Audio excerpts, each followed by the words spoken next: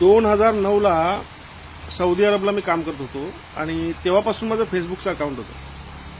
5000 मित्र पूर्ण झाले होते आणि कधीतरी एखादी पोस्ट मी करायचो. मागच्या वर्षी एका मित्राच्या मित्रानं मला सांगितलं की त्यांना सांग फेसबुकला काम करा, त्याला पैसे मिळतील. मग मी पैशासाठी केलं नव्हतं ते, म्हटलं करून बघूया. आणि खरोखर ज्या दिवशी मी प्रोफेशनल मोडमध्ये फेसबुकचं अकाउंट कन्वर्ट केलं त्यानंतर एवढा चांगला प्रतिसाद मिळाला मला की बघता बघता एका वर्षात 5000 वरून आपण 1,80,000 आता पोहोचणार आहे.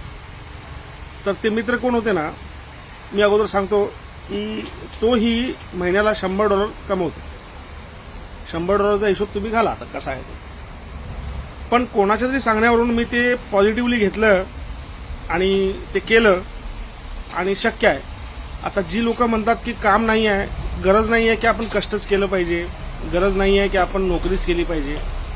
आज कुटुंब त्या फेसबुकवरती तो चालवतोय, पण माझ्यासारखं तो बोलू शकत नाही. फक्त फोटो स्टोरी आणि लाईव्ह करून तो $100 बनवतो. 1-2 पेज आहेत त्याचे, करतो. तर हे आहेत आमचे कोकण सफारीचे ॲडमिनिस्ट्रेटर, ऑथर म्हणा किंवा मालक म्हणा, हे पेज चालवतात. आणि एक सुखी कोकण म्हणून यांचा पेज आहे. तुम्ही काहीतरी पाहिलं असेल की कोकणातले सगळे इव्हेंट फोटोज सगळे ते टाकतात. मग ह्यांनाच मला सांगितलेलं माझ्या मित्राला की त्याला सांग की असं असं कर, आणि मी ते केलं होतं. आज आलेत गॅरेजला. मी म्हटलं चला आलात, त्यांचंही माझ्यावर काहीतरी असेल कनेक्शन की त्यांनी मला सांगितलं असं करा.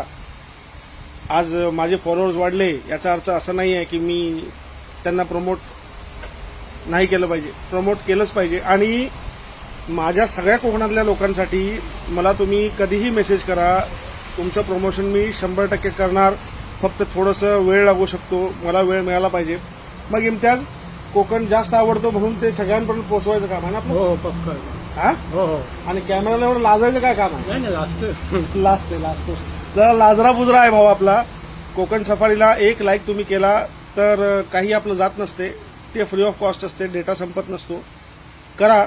आणि दोन्ही पेजचं लिंक मी टाकतोय डिस्क्रिप्शनला, जाऊन बघा. आवडलं तर नक्की फॉलो करा. आणि असंच जर कोणाला गरज लागली तर मला 100% मेसेज करा. फ्रीमध्ये आहे, काही पैसे नाही आहेत.